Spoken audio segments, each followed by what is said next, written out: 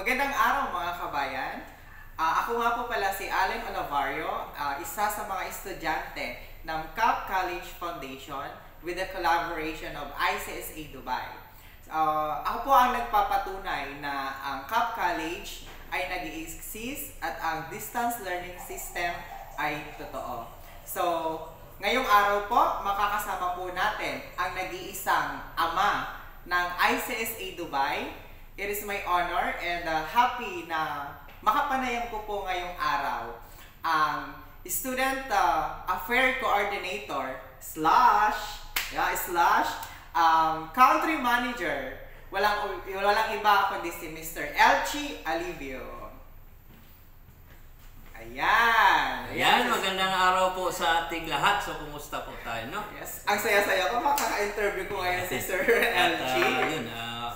Isang karangalan na maimbita at ma-interview po tayo ngayon sa araw na to po. Yes. Sa ating programa. Parang tinalo natin, sir, si Isko Moreno, si Mayor. Cover Nights, parang gano'n, sir. So, sir, kamusta po kayo, sir? So far, okay naman po. Actually, dito sa Dubai ngayon, naka-experience tayo ng kahapon, hindi kunti. Ulan. Sobrang ulan at sobrang baha. At hopefully, yung mga kababayan natin dito, okay lang po sana. At iwas lang po tayo muna sa labas-labas ngayon.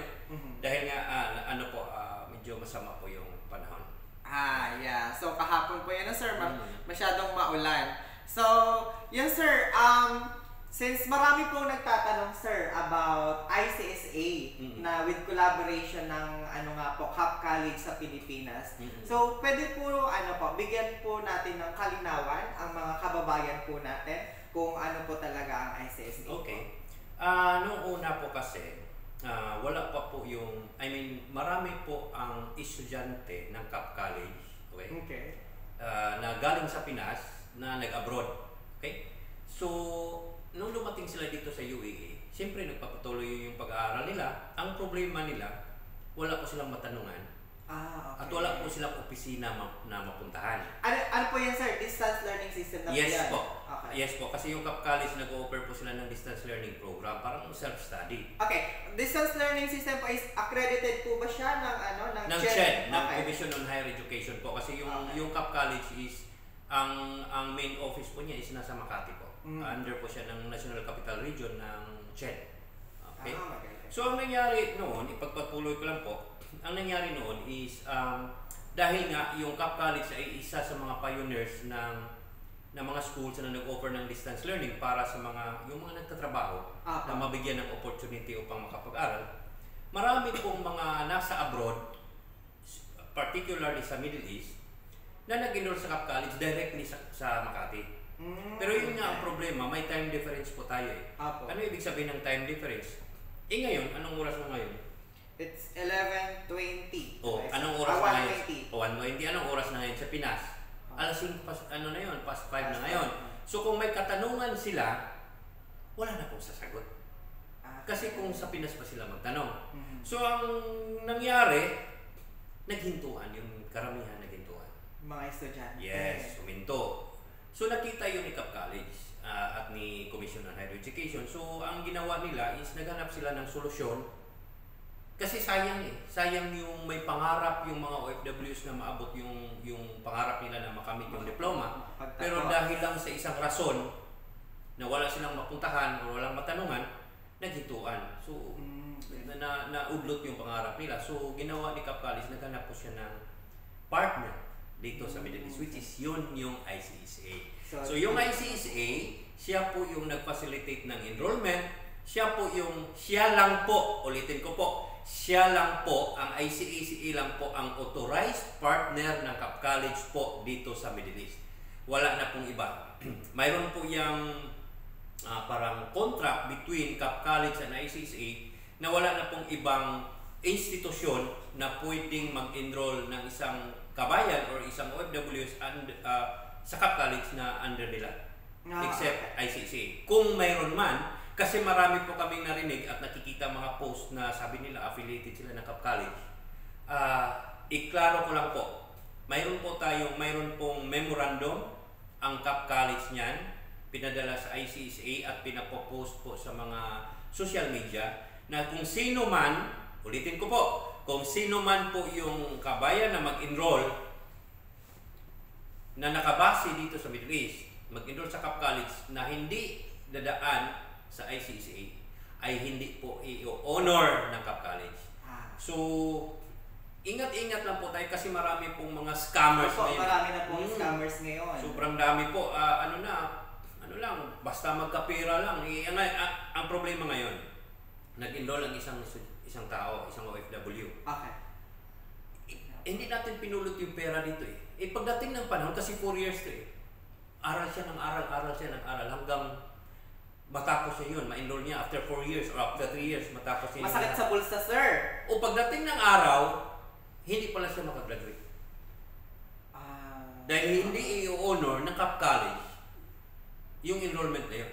Apo. So, yun yung we are not after sa enrollment po na kailangan dumaan sa ICC. Kung hindi, kailangan natin tulungan or mag-guide yung estudyante na dito lang kasi tayo sa tama. Kayong mga nag-misrepresent po, gumagawa ng mga misrepresentation na kesyo affiliated sila ng Cap College dito sa Middle East, maawa naman kayo. May mga gumagamit pa po yung ibang ICSA na No, hindi ICSA. I mean, wala lang. Sabi lang nila, affiliated sila sa Cap College, pwede sila mag-enroll. Tapos after ng matapos may mga subject, i-honor ng Cap College. Yun ang sabi nila. Yun ang sabi. Pero mayroon tayo kasing dokumento na nagsasabi talaga from Cap College at notarized po yun ng isang abogado na nagsasabi na ang ICSA lang po ang authorized partner ng Cap College. So paano yun? Ano mangyari doon sa estudyante na nag-enroll sa ibang institusyon? Na unang-una pa lang, alam nila na siya ng Cap College. Kaya nga, yung mga nakakawawa po kasi una, pera, pangalawa, oras, pangatlo, yung sakripisyo. Di ba? Nagtatrabaho tayo tapos mag-aral tayo after 3 years or 4 years, hindi pala makagraduate dahil ganun. Opo. So, yan po. Malinaw po ang sabi ng ating country manager na ang ICSA po ay nag-iisa lang po na nakikipag-collaborate po sa Cap College Foundation po sa Pilipinas. Yan. So, very clear po yan. Very clear. So, kung marami po kayong katanungan, huwag po kayong magatubili na mag-message po sa akin, Allen Olivario, Facebook accounts, or kay Sir Elchi Alivio po. So, 24 hours po siyang listen. So, yun po, Sir Elchi. Yes. So, masaya po maging estudyante ng Cap College na experience ko po yan ng ICSA. Yeah. So, marami pong mga activities na nagaganap po dito sa Middle East. Yes. Nakakasali po ako dyan minsan. So, for the past few weeks po, marami tayong mga naging activity. Ano po yung mga naging activity po natin noon? Last month, pumunta po tayo sa Abu Dhabi. Wow! Kasi marami tayong mga estudyante, hindi lang po dito sa Dubai.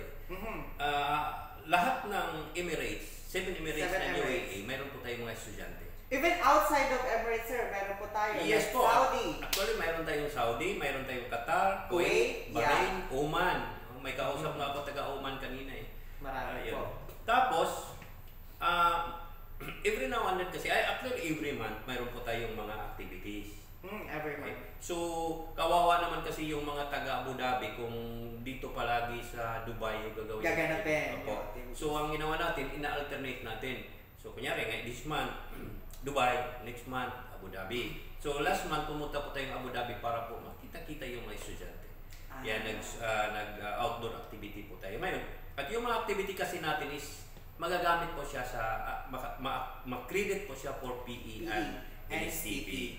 Yan. Tapos, nung last 2 weeks ago din, sumali din po tayo sa tinatawag na dito sa Dubai, Aster Walk. Kung saan, parang sumali yung, di ba, may Dubai Run, mayroon din pong Aster Walk. Kung saan, kung yung mga participant makaabot ng 10,000 steps, yung Aster Hospital or Aster Clinic, magdodonate po sila ng something doon sa mga underprivileged. So, I mean, nakapag-PE na tayo, nakapag-exercise na tayo, nakatulong pa tayo. Yan yung purpose ng mga activities natin. At ngayong November 26. Yan. November Dubai 26. Run. Yan. Dubai Run. 5 kilometers yan. Dubai Run. Sasali din yun yung mga estudyante natin. Kasi yun yung ano natin eh. Kung mayroong announcement kasi yung UAE government na may mga activities na ganyan. Ginagrab natin yun. I mean, opportunity yun eh na maka-exercise tayo at maka-participate tayo sa ano yun sa Tagalog, yung mga activities ng na-initiated ng UAE government po. So yan. So maganda naman po pala talaga yung maging Baka po makalimutan. Ano po yun, sir? December 9! December 9. Pinakaabangan. Actually, ganito kasi yun. Para siyang year-end gathering. At ano din siya eh, para siyang foundation day. Actually, kasi alam niyo po, trivia. Nagbukas po nag-start po ako or nagbukas po ang office dito ng ICSA sa Dubai. December 8. Ayan. First office natin doon sa Business Bay. So kasi ang December 8 po, ng Friday. Oh. So hindi po pwede kasi ang majority ng mga OFW po natin na estudyante, ang day off is Saturday and Sunday. Yeah. So parang minove na lang po natin para marami pong makasama sa year-end party. So parang ano din siya, parang celebration na pang ilang taon na ba? 2018? Parang anniversary ng ng ICSA. 5 years na dito ang ICSA! Wow! 5 years na pala, medyo tagal na. Alam niyo po, mayroon na po tayong 9, as of now. Yeah, sa oras na ito, mayroon na po tayong 950 students po dito sa UAE. UAE pa lang po yun, sir. UAE lang yung pinag-usapan natin. Hindi pa kasali yung taga-Kuwait. Hindi pa, iba yun. Iba pa po yun. Sobrang dami na po. Sobrang madami po. At nag-graduation na po tayo ng last May. May 26. Last May po. Nandun din po ako nung graduation na po yun. Yeah. So, nasubaybayan ko po yung mga tagumpay ng mga estudyante na nag-graduate po ngayong taon. So, masaya po. Isa ka doon na tumutulong nag-volunteer doon sa ceremony na yun, di ba? Masaya po maging isang estudyante po ng isang CAP College po dito sa ICSA po. So, yun sir, marami pa po tayong mga upcoming activities bukod po dun sa year-end gatherings po natin. Actually, every month yung activities natin. Pero as of sa taon na to, yung year-end, yun yung parang culmination ng mga activities natin. Yung parang Last activity po natin, sir, nakasama po natin ng CEO. Ay, nakalimutan. Baka mag-aari si sir. Sir, Kailan ba yun? Last Sunday. Ay, Sunday po yun. Sunday yun? Sunday. Ay, Sunday. Last Sunday. Sunday. Pumunta tayo ng ng Mamsar Beach. Ayan. At alam niyo po, pumunta talaga dito yung president natin at ang CEO, si Mr. Mark. Mr. Mark yung tawag namin, pero yung totoong pangalan niya is Amir Muhammad. Siya po yung founder, president at CEO ng ICSA.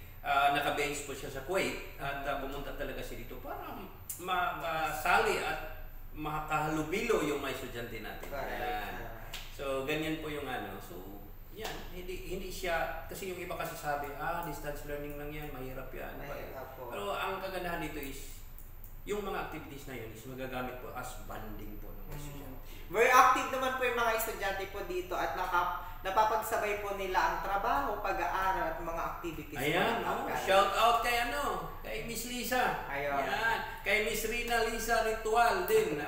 Yeah, shout out po sa estudyante natin na sobrang active. Very active. Ako sir, di mo siya shout out. Siyempre, nandito ka na eh. Nandito pala ako. Yeah. So, yes sir, ano po yung mga maipapayo po natin sa mga estudyante na gustong makapagtapos habang nagtatrabaho sila na dito sa abroad? Ganito po kasi yun eh. Ang pag-aaral kasi, ang edukasyon kasi is yan eh. Isa yan sa mga sandata na kailangan natin ma-acquire. Dahil lalo lang dito sa UAE, mga companies kasi nga dito is naghahanap na po ng mga bachelor's degree holder. So ang maipapayo po sa ating mga kabayan, opportunity na po natin ito. Okay? Ginawan po tayo ng Commission on Higher Education ng programa through CAP College and ICSA na maabot natin yung pangarap natin or matapos natin yung ating pag-aaral habang nandito tayo sa abroad. Okay? Kasi alin maniwala tayo or whether you accept or ano, pag sa Pinas mahirap tayo magkapag-aral sa sarili natin. Apo, correct. Now, so let's grab this opportunity kasi ano yan eh, yun nga, yung sabi ko kanina, ito yung isang sandata na ito yung asset or ito yung investment na hindi talaga mananakaw eh. Apo. At magagamit natin ito. Yes, kahit saan pupunta. At yun nga, para bang kasi ma-improve natin yung ano eh. Okay, ganito yun. Pumunta ka dito sa abroad. High school graduate ka. So kung mag-aaral ka habang nagtatrabaho ka, pag uwi mo ng Pinas, professional ka na. Bachelor's degree holder ka na. Or kung hindi mo naman matapos, kung pagdating mo dito, high school graduate ka, nilagay mo sa CV mo or sa resume, high school graduate, kung nag-aaral ka habang nagtatrabaho ka, ang mailagay mo na yun, ano yun? College level. Di ba, iba ang weight nun eh. Iba ang value po nun eh, sa paghahanap ng trabaho. So, mga kabayan, ano na po natin ito eh, para bang opportunity, panahon na po natin na maabot natin ang ating mga pangarap. So, grab natin po yung opportunity at sobra ng mga ano siya kasi pwede kang mag-aral sa oras na gusto mo. At sa murang halaga. Dahil pwede kang mag-enroll ng isa-isang subject. Hindi mo kailangan i-enroll yung buong isang SEM na, kunyari, sabihin na natin 6 subjects yun, 8 subjects yun. Dito pwede kang mag-enroll ng isang subject at kung matapos mo na ang subject na yun, i-offer, ano po, mga promo po. Yes. May mga offer po tayo, no, sir? Ang kagandahan mo kasi dito is mayroon tayong promo na tinatawag na 8+1. Mag-enroll ka lang ng 8 subjects, magkaroon ka na isang subject na free. Na free. Yan. So, very good. let's grab that opportunity mga kabayan kasi sayang. Yan. So, yun po. Maraming salamat po, Sir LG. Maraming salamat sa oras nyo na ibinigay po para malinawan po ang ating mga kababayan po na gustong makapag-aral habang nagtatrabaho abroad. So, sa mga gusto pong magtanong, pwede po kayo mag-comment below. Mamaya po, ipopost po namin yan sa Facebook page po namin. Or yung mga taga dito po sa Dubai, sa UAE, pwede po tayong pumunta dito sa office po natin sa Rolex Tower, Vanias Road, Dera, room 208B. Yes po. So, yan po. Yes, bukas po tayo sa every every Friday to Wednesday. So, kasi naka-off po si Sir ng ang off kasi natin is Thursday. Ginawa kasi natin yan dahil karamihan sa mga estudyante natin ay mag-off nila is Friday, Saturday, Sunday. Diyan yung time na pupunta sila dito. So, nag-off tayo ng Thursday para ma-accommodate. So, parang nag-giveaway kayo, sir, sa mga estudyante po kasi natin. tulong ito sa atin. So, kailangan natin silang suportahan kung ano yung Okay. So, thank you, sir. Thank you. So, maraming salamat din po. Maraming salamat po. So, yun po. And sa susunod po nating live po natin. Sige. Alin, maraming salamat po. Thank you.